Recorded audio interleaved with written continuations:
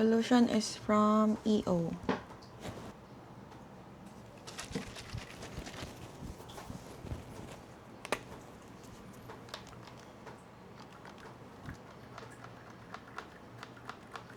Hello? Hello? Ala. Okay, ayaw niya. So, usually, dapat ito. Literal na face mask.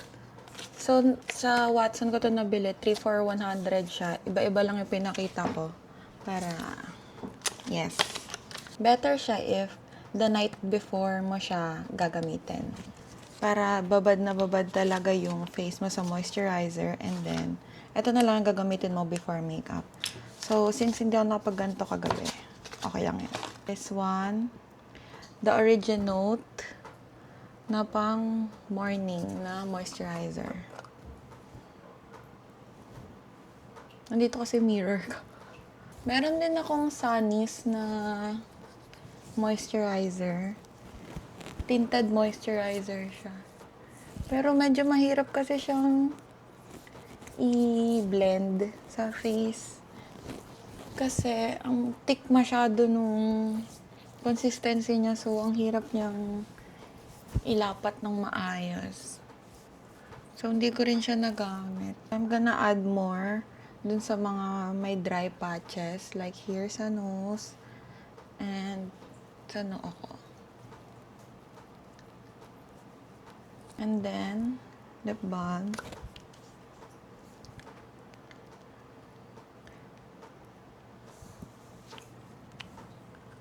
Wait ko lang sila ma-dry bago ako maglagay ng sunscreen from Hikari. Hikari Skin Essentials. This is a new one na. Nakaubos na ako ng isa. And nababrighten up na to yung face mo. Hindi siya tone up na may white cast na ang puti-puti mo tingnan. Talagang brighten lang yung nagagawa niya. SPF 50 PA 4 na plus. Okay, tuyo na sila.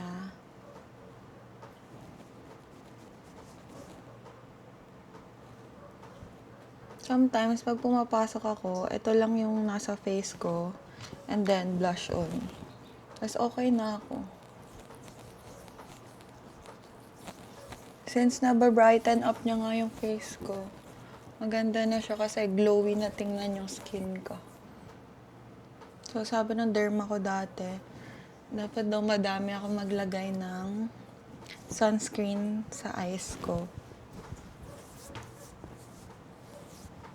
Since dun yung darkest spot sa face ko. Pero hindi ako nagko-concealer dyan kasi yung mga concealer nag-crease sa akin usually. Gusto kong itry yung Lucky Beauty pero hindi ko kasi sure yung shade ko. So, I don't know anong kukunin. This one, from Strokes Brow Fixer na clear. So, hindi kasi ako nagkikilay. Hindi kasi ako marunong nun. And, ang kapal ng kilay ko para sa akin. So, ayoko na siyang i-messed up pa. So, ginagamit ko lang to pang shape.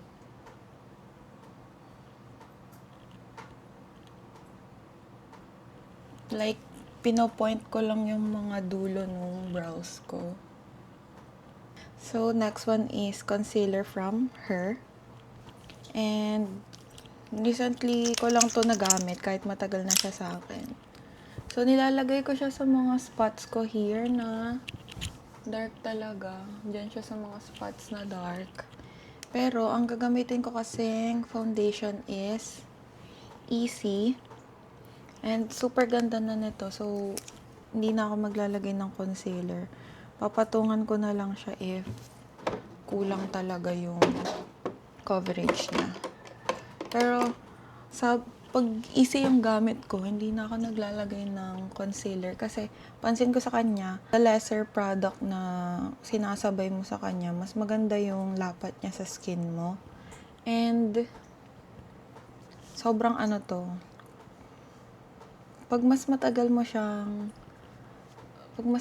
siyang nasa skin mo, mas maganda yung lapat niya. Like, sobrang nagbe-blend siya sa skin mo. Skin-like talaga yung finish niya. Na parang wala kang foundation, pero covered na covered yung mga gusto mong i-cover. Gets ba? Hindi pa rin ako marunong gumamit ng spatula, pero sayang kasi yung bili ko. And yung shade ko pala dito sa ECI, yung lightest neutral shade nila.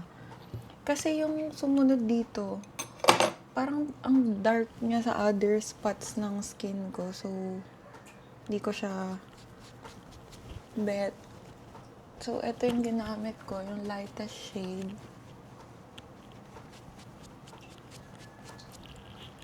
And okay naman siya once na na-blend na. Hindi naman siya maputi sa akin ng OA.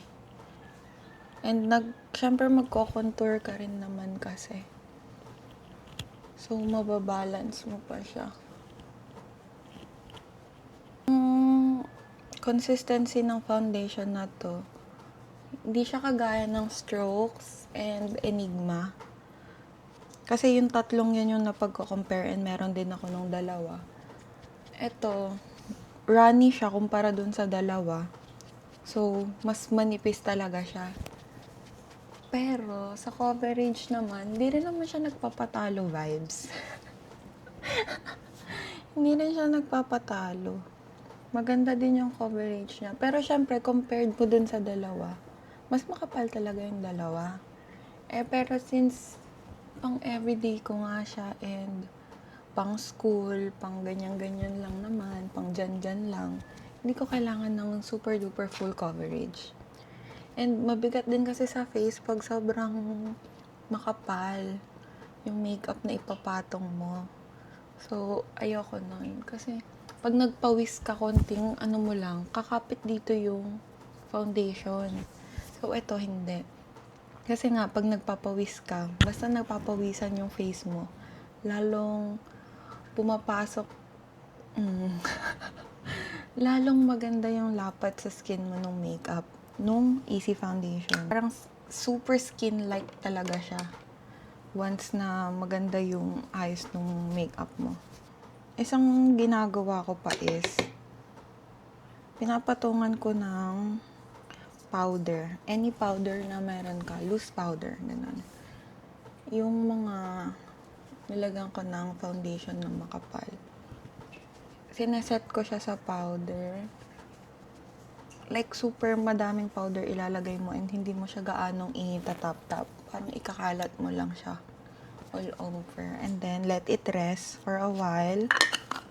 Pero tayo, hindi na natin gagawin yan. So, hindi mo siya aalisin sa face mo. Like, ang daming excess. Super matte ng mukha ko. Na para akong nagpulbos sa labas. Na para akong naglalaro, tas pinagpulbos ng nanay, tas nagmamadali. Ganun. So, ito, from ZC. Dati, iba rin yung gamit ko. Pero okay naman to sa akin. Nag-work naman siya. And ayan, tingnan nyo siya sa loob. May mga shimmer-shimmer siya. So, go.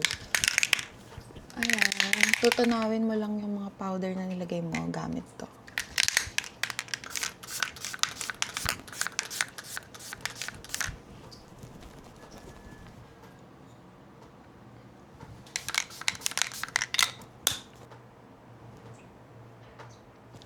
Yes. Ayan, wait mo lang yan matuyo. So, nag-white lang pala ako para any color na ilagay ko sa face ko is bagay. Ayan, medyo tuyo na siya. Nagmamadali no? Next is Easy. Ayan siya, bronzer. In the shade Torrid. Hindi ako ganun kamarunong maglagay nito. Pero, ginagamit ko siya kasi sayang naman yung bili ko. So, ewan ko, nilalagay ko siya kung saan ako usually lang din naglalagay ng contour, pero sa mas makapal na area. Kasi yung contour sa pinakang mga sides lang, 'di ba? And kung saan mo lang gusto paliitin yung face mo. And ito naman, nilalagay ko siya kung saan yung tama nung araw. Para pag tumama yung araw dito, wala. Tumama siya, bakla. Basta yun, gets nyo na yun. From Careline. Uy, sobrang mura ko to nabili. Like, less than 100 lang to. 'Di ba? Sobrang mura nito. And, sobrang lawak ng shade range nila. So, super ganda ng product na to. Ito na rin yung pinang-nose contour ko. Na parang wala namang nangyayari kasi pango pa rin ako.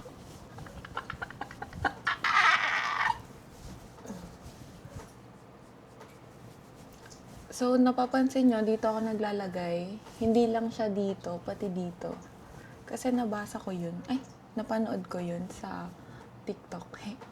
Na pati dito, lalo dito, sa mga may double chin like me, dito din, naglalagay din daw dyan. So, ayan. Blend lang. Para hindi harsh. Tingnan na pinatong lang talaga yung contour sa face nyo. Ako kasi ayoko yun. Sa iba kasi bagay yung ganun. Sa akin kasi hindi. So, eto. Magtiyaga tayo sa ganito. So, another tip pa. Kita nyo tong ng tenga nyo. Diyan nyo yung sa contour nyo. Ayan o. Ganyan yung face nyo. So, doon ko siya pinapantay. Then, blend lang pababa. Para yung shadow nung nandito. Shadow nito.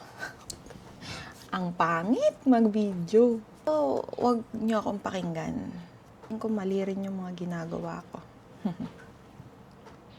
Kasi hindi naman ako nag-aral talaga ng makeup. Like, ginagawa ko lang siya almost everyday.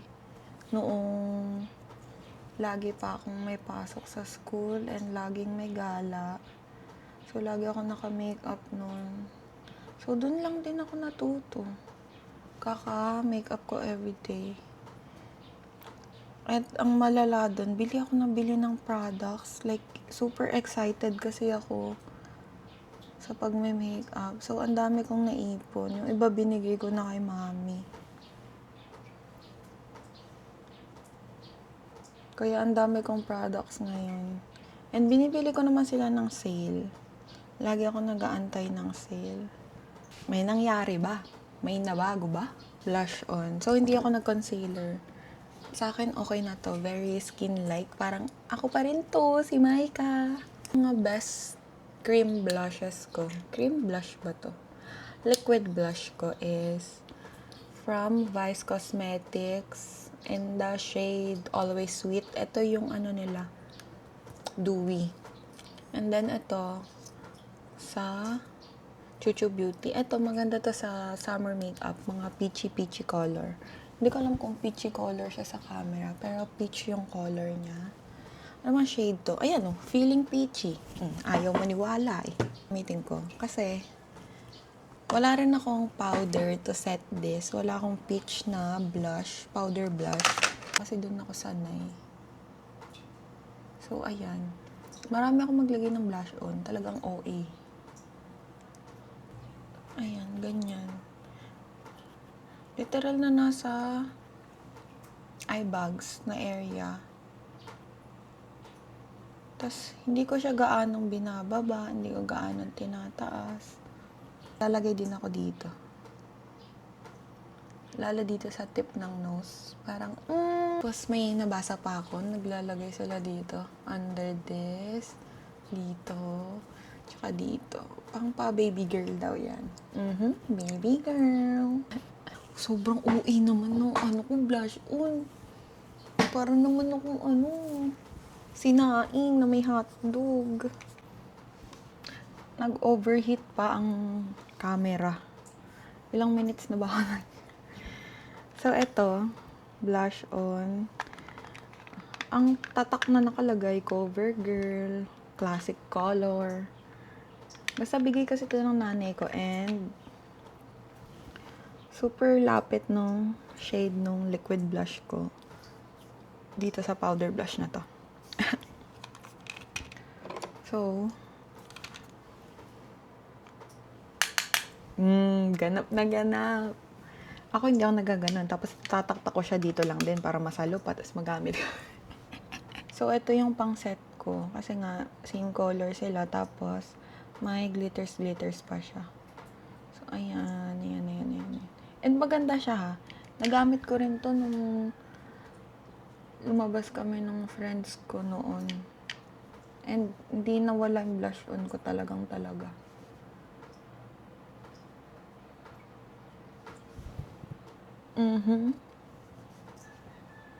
Uy, ang ganda ng blush on ko. Pero laki lang niya sa mukha ko masyado. Like, sakop na sakop.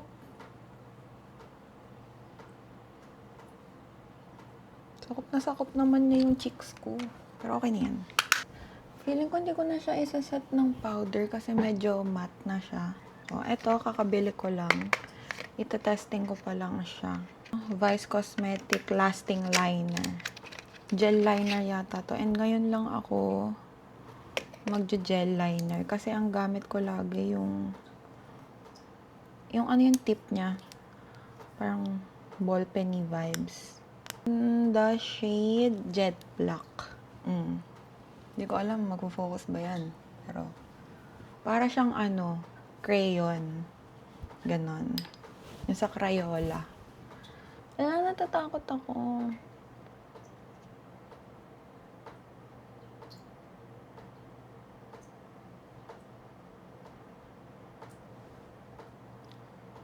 So, ang gamit ko talagang eyeliner is from Bare and Bliss. Pero naubos ko na kasi.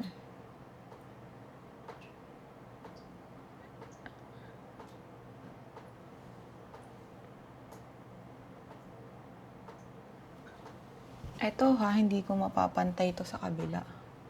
Pero ang ganda. Ganyan kasi yung gusto ko, yung flat lang na ganun. Ayoko nung pataas kasi hindi siya bagay sa mata ko. Tapos lalagyan ko pa yung ibang part ng eyes. Ayan. Si bakla ang ganda. Uy, ang ganda ko. Sa totoo lang ha. Sa totoo lang. Kaso paano ko ito ipapantay?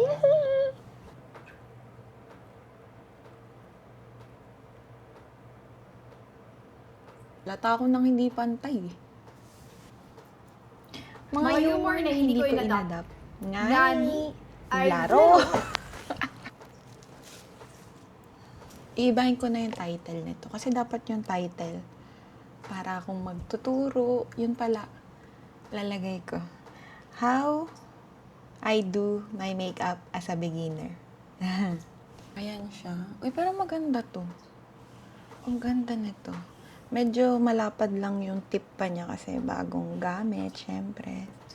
Tapos gusto ko i-testing yung meron din yung ano bang tawag doon? Ay, shucks, bagay sa akin.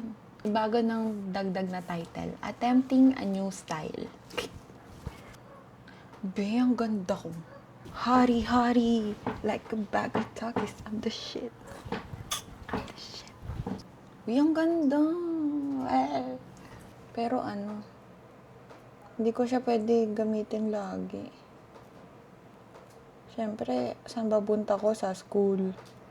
Feeling ko hindi talaga kita dyan. Ipapakita ko na lang na maayos mamaya.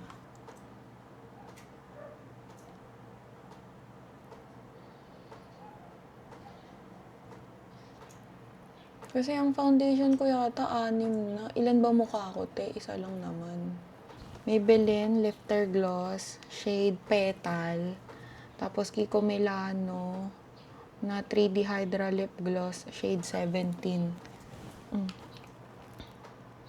Puro pink. Ito lang yung medyo brownish na lip liner ko. From Vice Cosmetics ulit, First Kiss, and from Get Ready With Me Bunny. I think mas brown yung sa Get Ready With Me. Sa mata ilalagay. ang inuuna ko yung ilalim. Like, eto talaga. Tapos yan yung magiging guide ko. Pataas.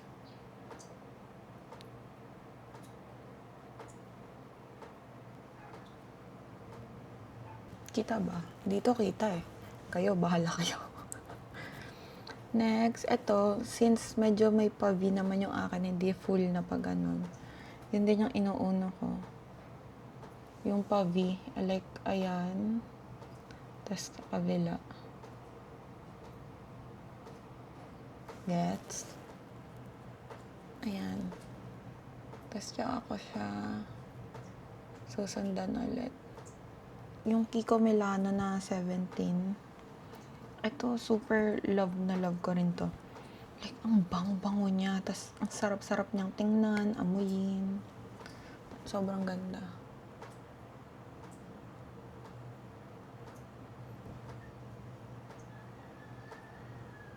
Tsaka, sa tanda ko, parang ito yung pinaka ma-glitter. So, nag-overheat ulit yung camera ko. So, ito na ang final look.